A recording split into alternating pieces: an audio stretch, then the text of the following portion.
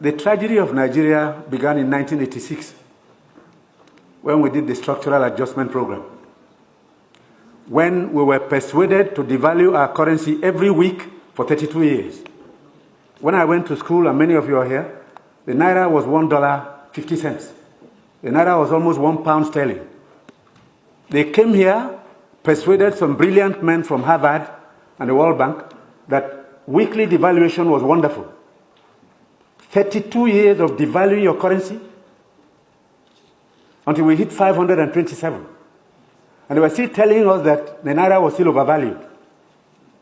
That brought poverty, misery upon us. Then interest rates went to 30%. So nobody could build a factory, start a farm, produce anything, or create jobs.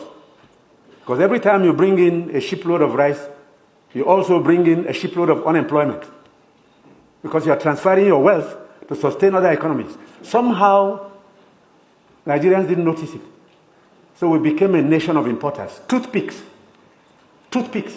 Each year it cost us $18 million. Importing toothpicks.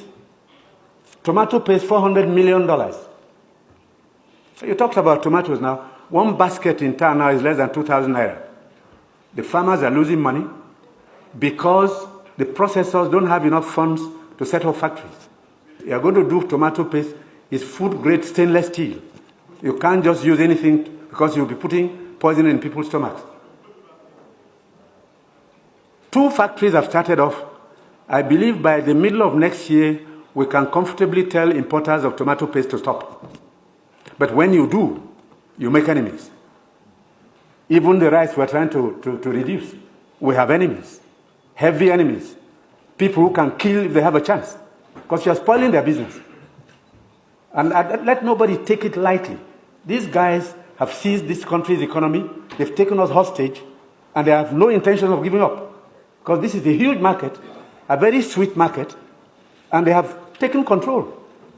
This regime is unpopular in part because it is trying to cut down imports and transfer the wealth to our rural people. And I'm saying it because I have been in this business for 41 years and I can tell you some history. Abdullah Adamu is here. Import, milk, sugar, toothpicks, toothpaste, handkerchiefs, pencils, we don't make. To cure Nigerians of that malady will take a while. It will take a strong government. That's the truth. And they're not happy that we're cutting down. When we cut down, they lose money there. So you see all sorts of publications. We're telling lies. We're not growing rice. We're trying to demoralize the local farmers and make sure that the economy fails. That's the story of imports. Now, I read a story recently in the newspapers. The French ambassador, the champagne ambassador in Nigeria, gave an article to The Guardian. He said Nigerians love life. We are the biggest consumers of champagne on planet Earth, more than the French who make it. There are parties you attend in some places where the only drink is champagne. Of course, the individual is free to spend his money, but his money comes from Nigeria's commonwealth.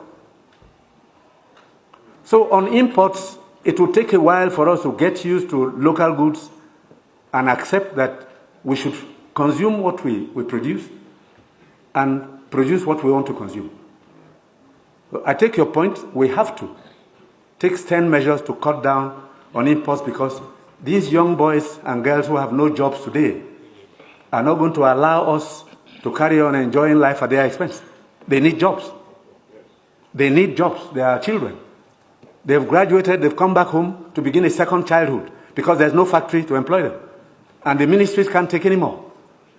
But somebody is making sure you fail when you want to produce at home.